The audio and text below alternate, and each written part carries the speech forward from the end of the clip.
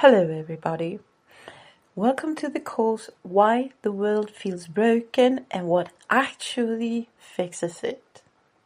There are 6 episodes in this course. This material explores the intersection of human behavioral evolution, systemic poverty, and how unequal resource distribution inevitably breeds societal conflict. Exactly. And we are going to jump right into the first piece of feedback here. Because, the writer clearly possesses deep expertise in this sociopolitical subject, but there is a chronological and thematic tension in the opening that needs addressing immediately. Yeah, I agree.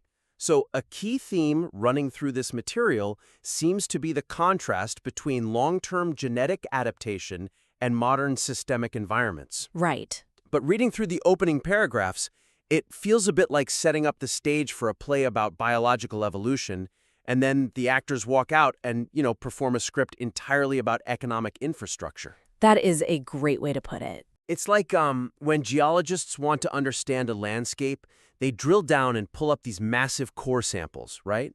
They look at the distinct, slow-moving layers of rock to read millions of years of history. Mm-hmm. But if you try to use that same slow geological core sample to explain why a sudden violent earthquake happened yesterday afternoon, you're looking at the wrong timeline.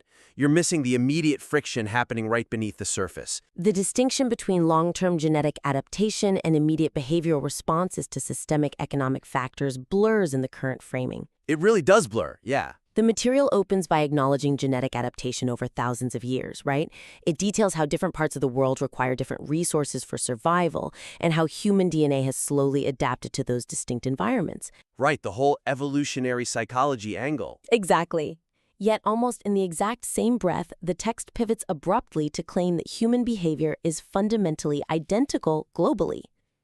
The author uses this really striking comparison between populations in Stockholm and cities in Ethiopia to argue that only skin color is different, while the core behavioral output is exactly the same once you account for the economic atmosphere. Yeah, reading that, the whiplash is palpable. Totally. The reader is left wondering why they just spent valuable mental energy contemplating this vast timeline of genetic adaptation, if the actual thesis of the work is that economics dictate human behavior entirely independently of genetics. Right, it's confusing. Because when a reader encounters an opening paragraph discussing genetic timelines and evolutionary environments, their brain immediately primes itself for a biological argument. Yep, they expect to read about biology. So dropping that biological thread a few sentences later to discuss, atmospheric and economic conditions driving human prosperity, it creates a massive structural dissonance. It really does. It leaves the core argument kind of floating in a space between two completely different disciplines.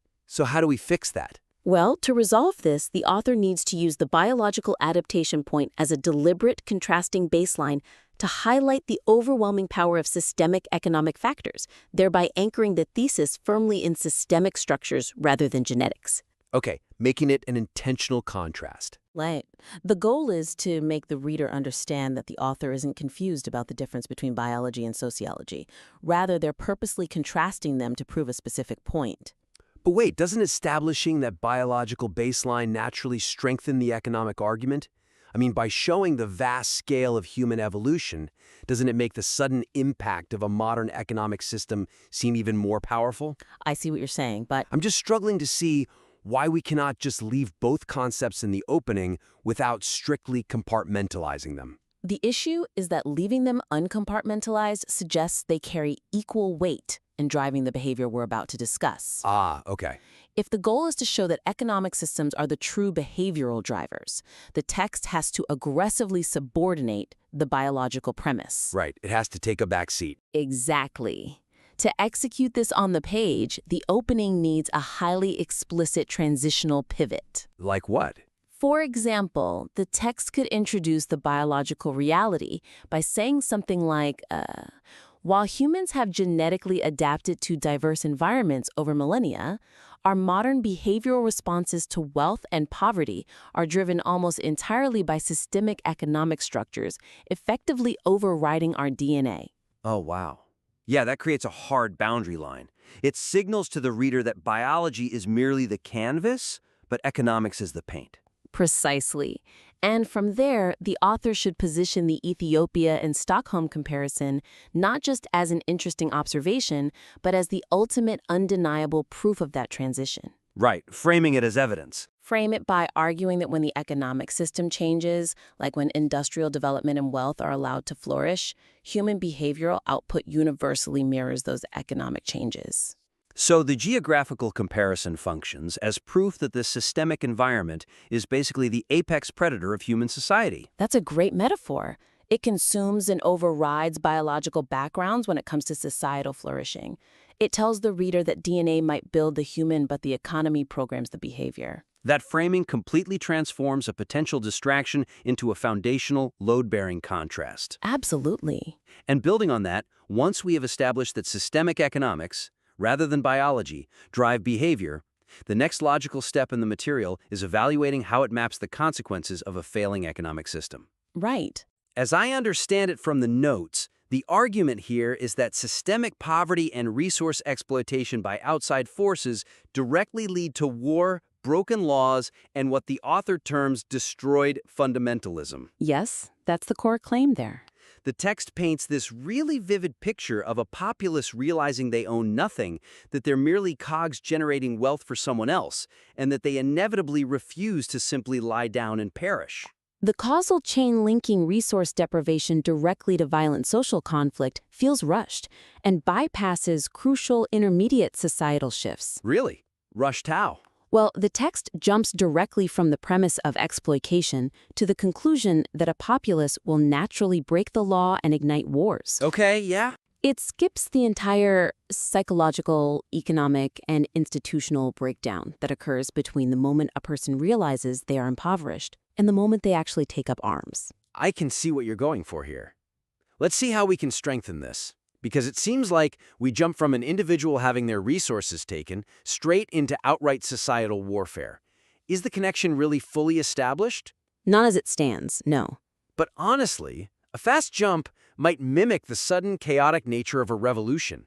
When we look at historical uprisings, they often seem to happen overnight, right? Sure, they seem that way. So if we force the author to slow down and show every single intermediate step, don't we risk dragging the pacing down and losing the urgent, volatile tone the piece is trying to achieve? It might seem like revolutions happen overnight if we only look at the headlines of history, but sociology tells a very different story. Okay, fair point. Human beings do not typically transition from realizing they are economically disadvantaged on a Tuesday to starting a violent revolution on a Wednesday. Right. There's a gap there. There is a deeply complex, frictional period of societal erosion that happens in the shadows. When the text skips that erosion, the argument comes across as overly deterministic. Like it's a foregone conclusion. Yes, it makes it sound as if war is just a simple light switch that gets flipped by poverty, which vastly underestimates the resilience of the human instinct to maintain order. So the suddenness actually undermines the realism of the argument. It ignores the survival instinct to avoid the ultimate risk of war until every other avenue is exhausted. Exactly. It's the opposite of a simple light switch. It's a pressure cooker. Right. To fix this, the author must chart a more gradual, step-by-step progression showing how poverty systematically erodes institutional trust before it erupts into outright conflict. We need to see the descent. Yeah, they mentioned destroyed fundamentalism, but for a fundamentalism to be destroyed, it first has to decay. Exactly. The reader needs to witness that decay. So how do we illustrate that decay functionally within the argument? What are the specific milestones of that descent? The most effective way to implement this is by inserting a transitional section immediately following the populace's realization of their poverty. Okay. Detail how a lack of basic resources first leads to survival-based microeconomies. People who are denied access to the formal, recognized economy don't instantly start a war. They start a shadow economy. Ah, like black markets? Exactly. They barter. They bend minor municipal rules to feed their families. They bypass the state to solve their immediate biological needs. They circumvent the system, quietly, effectively creating an alternative society parallel to the failing one. That is the crucial intermediate step. And once that shadow economy is established, explain how these quiet survival tactics eventually breed organized resistance. Because the state cracks down on them? Precisely. When the state criminalizes the shadow economy, or when those desperate survival tactics are repeatedly crushed by outside forces dictating the terms of resource distribution, the people lose whatever lingering fate they had in the prevailing institutions. Wow, okay. That is when fundamentalism hardens. Yes. By detailing this clear stepping stone effect from individual starvation to rule-bending survival, to organized shadow economies, and finally to societal warfare, the progression feels inevitable and thoroughly researched. It shows the gears turning. It really honors the brutal complexity of the human experience under oppression.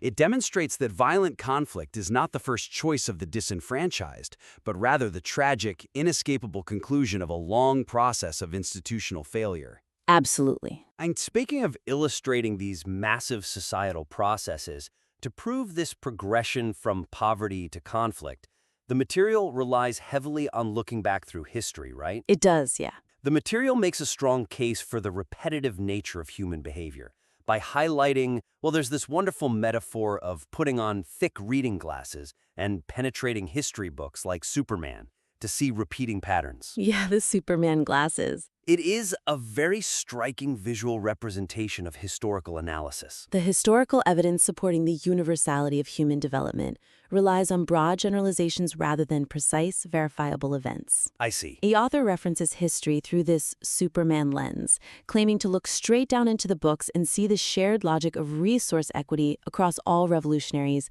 kings, and other statesmen throughout time. Right, kind of a bird's eye view. Exactly. Because the text assumes the reader will simply trust that all of history reflects this exact pattern without citing any specific eras, figures, or nations. The historical accuracy of the claims remains entirely ambiguous. It asks the reader to accept a massive, sweeping premise on faith alone. You know, writers often do this because they want their theory to feel utterly universal. Sure, that's a common trap. I suspect the author is using these broad, sweeping metaphors to avoid getting bogged down in dates and names. Like, if they pick just one historical example, maybe they fear the reader will say, oh, that dynamic only applies to 19th century France or ancient Rome. Right, they want to avoid being pigeonholed. Yeah. By keeping it at a 30,000-foot view, the author might be trying to ensure the argument applies to humanity as a whole. So, is there a risk that focusing solely on specific historical anchors might actually shrink the scope of the argument? I understand that fear, I really do, but the opposite is actually true in persuasive writing. Broad, unsubstantiated claims shrink the argument's credibility. Interesting. How so? When an author says, if you look at history, you will see I am right, but then refuses to actually show the reader the history, it weakens the analytical authority of the entire piece. Right, it's just telling, not showing. A skeptical reader can effortlessly dismiss an invisible unnamed king. They cannot dismiss a documented historical event. Oh, that's a great point.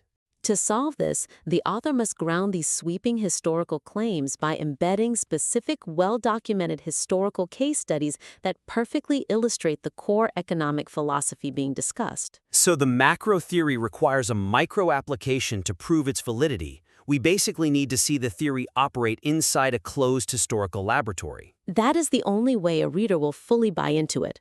Instead of broadly citing the Industrial Revolution and expansion, the text should briefly detail a specific historical moment where resource monopolization directly caused a localized uprising. Give us an example of how they might do that. Well, for instance, the author could explicitly name a specific colonial dynamic in 19th century Africa, detailing how the extraction of rubber or minerals left the indigenous population completely devoid of their own resources, which directly birthed a documented shadow economy and subsequent violent revolt. Okay, yeah. Or they could focus on a particular labor uprising during the European Industrial Revolution, where factory workers realized they were just human capital generating wealth for an owner class, leading to a specific, named societal rupture. Giving the reader a tangible time, place, and consequence anchors the philosophy in reality. Exactly. Furthermore, they should contrast the negative example with a positive one. Oh, I like that. The material mentions that things work well when the society acts as the rightful owner of the resources. Prove it. Name a specific statesman or a precise historical era where shared economic expansion successfully stabilized a volatile region. Show us the society that functioned effectively under this model and point out how peace was actually maintained there. Right. By swapping out the theoretical kings and revolutionaries for actual, historically documented figures, the text goes from merely telling the reader that history supports the argument to actively letting history do the heavy lifting. It proves that the Superman reading glasses actually work, because we finally see what the author is looking at. Exactly. Philosophical musing into a grounded, historically robust argument. When you zoom in on those specific moments, you provide load-bearing pillars for the broader theory to rest upon. Absolutely. Well, let's look back at the landscape of our discussion today and recap our main takeaways for this material. Sounds good. First, we need an explicit, hard transition between the biological baseline and the systemic economic factors in the opening. The reader really must understand that genetics are being used merely as a contrasting backdrop, while economic structures are the true drivers of human behavior. Yes, establish that contrast clearly. Second, we must map out the intermediate stepping stones from systemic poverty to violent conflict. By showing the reader the development of shadow economies and the slow erosion of institutional trust, the leap to outright warfare feels earned and structurally sound. Fill in those gaps. And finally, we must ground those sweeping historical metaphors with precise, factual case studies. Give us the specific names, eras, and events that conclusively prove these economic patterns have repeated throughout human history. The foundational ideas here regarding human behavioral evolution, systemic economic disenfranchisement, and the cyclical nature of societal conflict are incredibly compelling. They really are. This is a very complex intellectual web the author is weaving. And by tightening the structural transitions, honoring the slow sociological breakdown of poverty, and providing hard historical anchors, the underlying message will resonate with profound authority. We highly encourage the listener to apply these structural adjustments and submit the revised material back to this critique for further exploration. Because when you are trying to explain the sudden, violent earthquakes of societal conflict, you cannot just point to the deep, slow-moving geological core samples of human genetics, and you cannot just gesture vaguely at the history books. Right. You have to show us the undeniable grinding friction of the economic tectonic plates right beneath our feet. Until next time.